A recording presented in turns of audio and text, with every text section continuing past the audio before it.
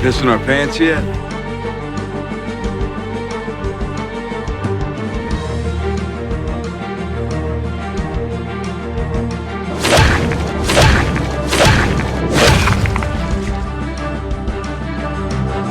What's up, guys? It's the Air Raid Lord. Welcome back to another vlog for Season 7, the second half of The Walking Dead. I apologize, we've gone 10 days without a video. I kind of just realized that, looking back at my history, the last video I uploaded was the one about the new pictures that are coming out. And, you know, because we're only a month away right now. We're a month away. I just saw the Facebook post. Actually, maybe I should save that image and use it in my little slideshow reel here. But we are 1 month away from the Walking Dead second half premiere. And I could not be more excited, of course. This is the time when my channel gets the most active. Every single Sunday in the evening, there is a video on my YouTube channel of a full episode reaction with my co-host Jack, as well as, you know, some other guests here and there. It's obviously, I'm excited. This is basically going to cover the March to War segment of the Walking Dead comic book, and it's going to deal with them making cemented alliances between communities so that they can join together and fight the Saviors in Negan. I think the all-out war is going to occur in Season 8. Like I've said, I believe that there won't be that much conflict, like actual fighting, gunfighting. Maybe a couple of Saviors will die, but nothing too big. I think by the season finale, there will be some type of larger conflict, and that will, in the season finale, Negan will then say that they are going to war, and that will be the war declaration, so that by the first episode of Season 8, the gauntlet is thrown, and both sides are throwing everything that they've got at one another. That's my prediction, at least. So, this video is going to tell you guys, well, it's going to give my predictions, but I'm going to explain, basically, what I believe to be the deaths for this second half. Who's going to die in the second half, if anybody. Those are kind of what I'm going to... And I'm going to throw out a couple of suggestions. These are some things that I've heard other people say, and also just I've been tossing out as conjectures to myself. So, I'm going to go with... I'm thinking... You see, it's hard to say. I would have to say, if from our main cast, let's start with our main cast. Rick's immediate group in Alexandria. You know, because we had, obviously, the two major deaths with Lucille, being, spoiler alert, Glenn and Abraham. So for them to kill another major character off, they'd probably have to wait. I think we already got our major deaths. And then in the mid-season finale, they killed off two more Alexandrians. We had a lot of Alexandrian deaths in Season 6 and Season 5 when they first arrived. So with the death of Spencer and Olivia, really, there aren't many Alexandrians left that are significant characters. If we're talking people who had been living there when Rick arrived, the only other Alexandrians I can think of, one that comes to mind is Tobin. Now, Tobin dies, for anyone who doesn't know, in the Walking Dead comics during the events of No Way Out, when all the zombies break through the wall and they, the group has to repel the attack and get them out. Tobin is actually killed in the comics. He is eaten alive by zombies during that conflict. And now this did not happen in the show. Tobin survives that attack, and Tobin is still alive during the sequence when Spencer is trying to take control and talking to Negan and playing pool. You see Tobin watching. He's standing there in the crowd. And he's still alive. And he's even in the trailer for the second half, when some motorcyclists or some people drive through the gates of Alexandria, Tobin is waiting with Rick. It's kind of funny. Tobin, other than, I'd say Father Gabriel is the go-to guy. When Rick needs to leave Alexandria with his core group, Father Gabriel is now on duty patrol. Obviously, Father Gabriel has proven himself, most notably in Season 6, as now a badass. He had, especially in the episode when him and Spencer are driving together, he had some really funny lines. His loyalty is completely towards Rick, and he's really proven himself as a character. Huge character change and development for him. Very cool to see. So now, he's got that sniper rifle, so whenever... Actually, not anymore, now that the Saviors took their weapons, but he used to. The one that he shot that guy near the satellite compound. But yeah, Father Gabriel is the guy who is in charge. We saw this in the season 6 finale when Rick was trying to go to the hilltop with Maggie before they got captured. He was talking about evacuation routes in the case of an emergency. Judith is his first priority. And he's like, are you comfortable leaving me in charge? And Rick said yes. So obviously, Father Gabriel has proven himself, and he is the go-to guy to watch Alexandria when Rick's not there. But other than that, Rick usually has Tobin by his side. We saw this when Carol left. She kind of had this fling with Tobin, actually. And that's different because after the events of No Way Out, Tobin's obviously alive. There's the scene where Carol gives him the cookie, and then they start flirting, and then they kiss, and they're together. And so when Carol leaves, she leaves him the note, and then that's how they find out that she's gone originally. So he hasn't done that much, other than his relationship with Carol and his defense of Alexandria. Tobin as a character hasn't done too much, but I, for one, am interested to see what the show's going to do with him. I mean, they usually keep these Alexandrians alive for some reason. The ones that are left are no-name characters, just random civilians who we've seen in the background, some older folks. There's some kids. There's like a little boy and a little girl. Like the scene where Carol's making cookies, you see them running by. Then there's some old people, them. There's that girl. I forget what that girl's name is. There was this one girl. I'm not sure if she died or not, but there was this one girl, I think during the wolves attack, she got hurt or something. Not sure if she's still alive. And then there is the guy, I forget his name, but in real life, he's the real life husband of the person, the actress who plays Sasha. The actress's husband is this guy. He's the one who got shot in the leg when that guy Sturgis is kind of shooting his gun in episode 3 of season 6. And then the guy has a bullet in his leg. And he's the only one that survives that whole thing with Heath, Michonne, and that guy when they're outside the walls and then they come back. And then he's in the hospital. Denise is tending to his wound. And then he survives that, and he's in the meetings afterwards. So I'd say him, I don't know his name, obviously, but him and Tobin are really the only Alexandrians left. It's obviously Spencer was one of the more significant ones because he was the son of the original leader, but now that he had no guts, and Olivia was also kind of the caretaker of Judith, and she was in charge of rations, and she kept track of all the supplies. And now that she's dead, you're going to need obviously someone new to watch all that shit. But I don't know. There's not many.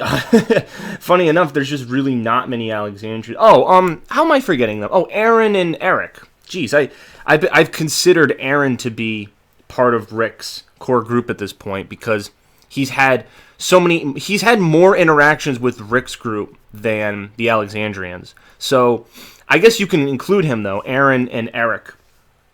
Technically, we haven't seen much of Eric. Eric is Aaron's lover, obviously. And he just kind of stays behind an Alexandrian and I guess keeps track of the place, too. So I guess if we consider Aaron a part of Rick's main group, because he was in the lineup with Negan, and in the promo shots it shows him kind of out in the open, kind of doing dirty work. He helped get those supplies on the canoe with Rick, so he's kind of and his role in Alexandria was always to recruit people. His role was always outside the wall, so that's why I didn't really consider him. Off the top of my head, I didn't associate him with Alexandria. So I guess if we want to leave him out, we've got Eric, Tobin, and the African-American gentleman who had been shot in the leg. I forget his name. But those are really the only guys we have left that are like characters that have had screen time and that we know some stuff about. I mean, kind of crazy. Oh, and then, of course, Heath. But Heath is obviously now nowhere to be fucking seen. I'm not sure if you guys know this, but the actor who plays Heath is now in a new show. It's like 24 or something. It's the show 24. It's like a new series, and he's like the lead role. So if any of you guys were wondering what happened to Heath when he drove away in the van and he left that message with the 3 Ps that people are trying to decipher, the writers probably wrote him out of the show until the actor was available to come back and do filming. This has happened before with Lenny James, who plays Morgan. The reason Lenny James wasn't in any of the other... he was in Season 1, and then he wasn't in the seasons again until one episode in Season 3, and then he didn't come back until Season 5. The main reason for that is just Lenny James had other things he was doing, other film projects he was involved in, and he couldn't be there. So I think... what's his name? Corey Hawkins, I believe, is the guy who plays Heath, and he's just gone. He's just not even a factor anymore. So I'm not including him on the Alexandrian list either, because he's just not a factor in the show right now. He might pop up in a new group later, but for at least what the show wants us to believe is that he doesn't like the killing.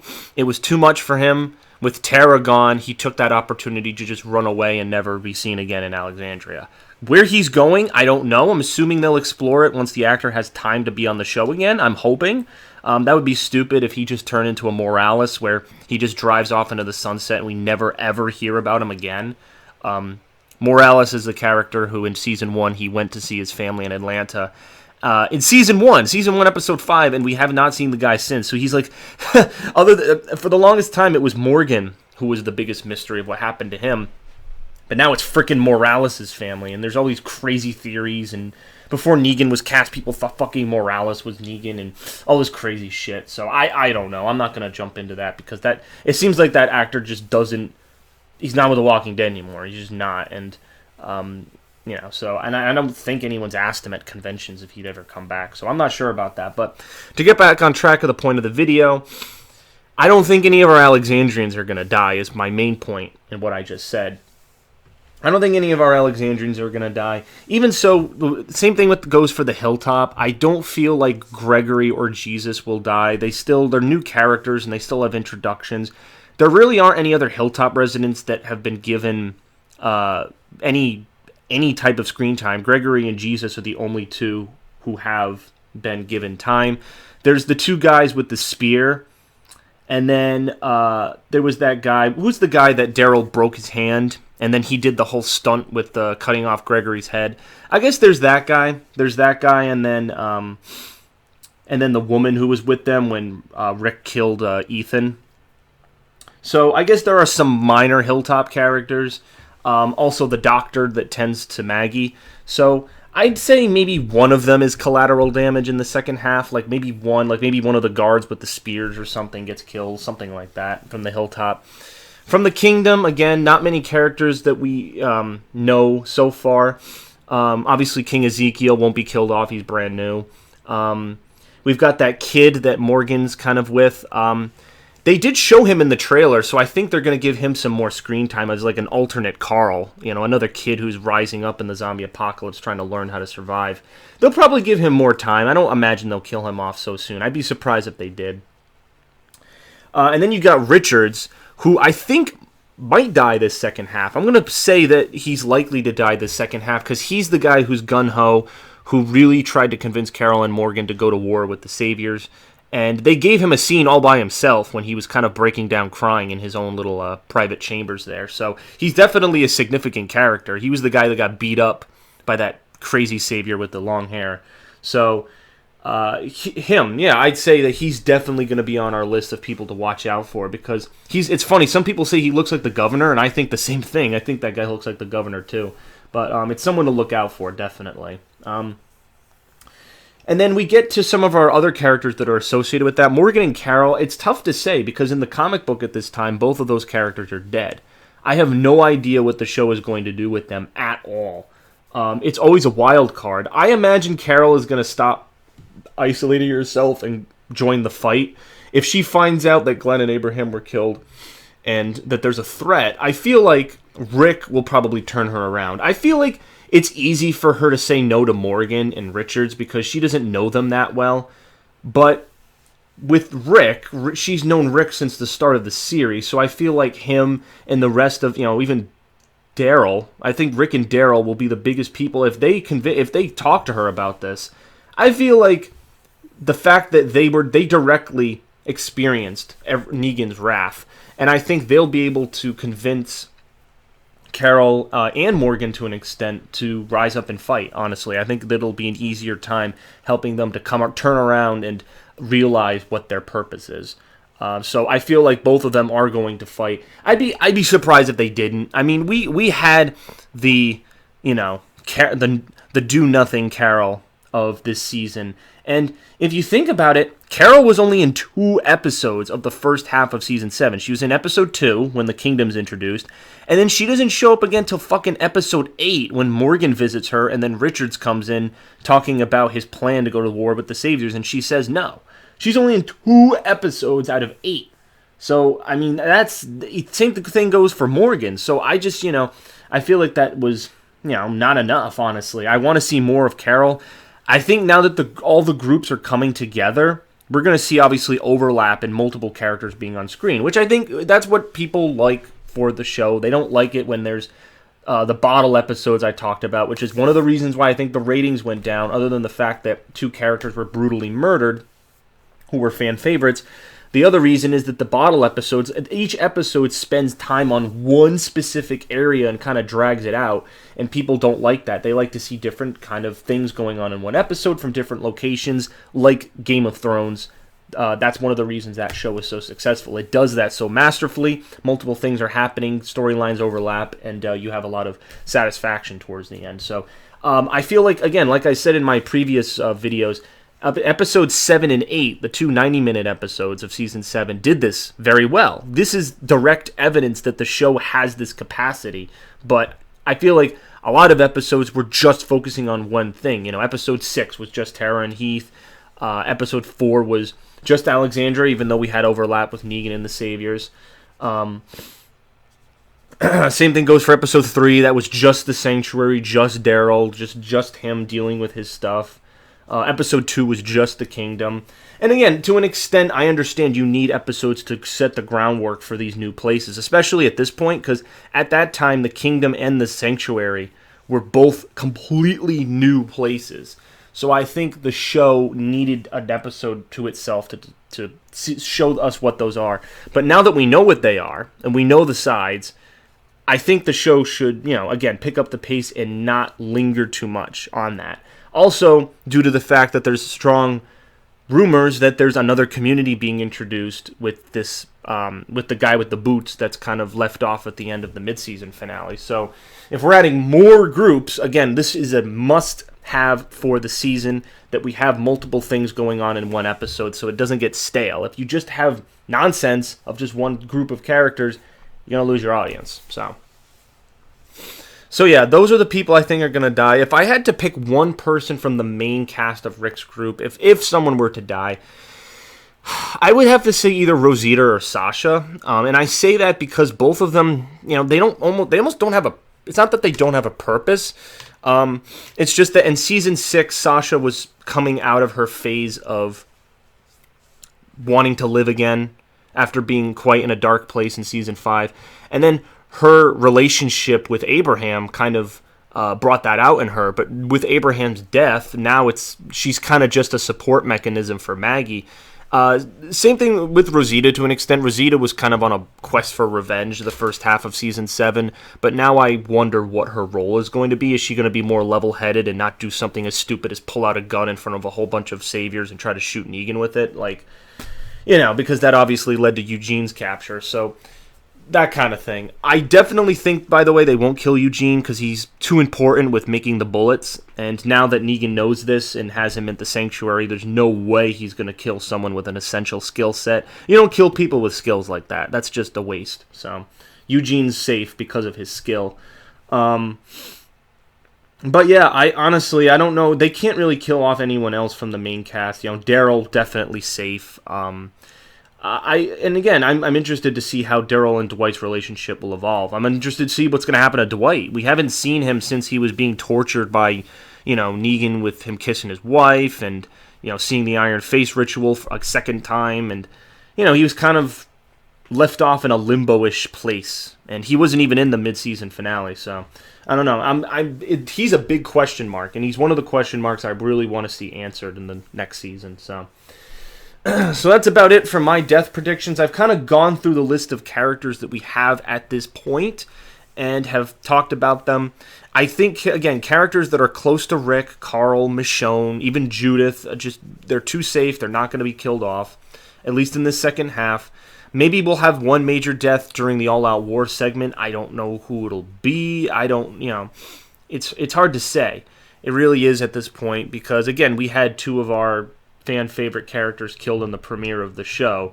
So the show is already lacking from their presence. So to kill off more characters, again, you have to have a strong cast come in for that transition and that void to be filled. So that's about it from me. Leave your comments below. And again, I'll try to put out more of these discussion types of videos so that the channel doesn't go through periods of having no content on it.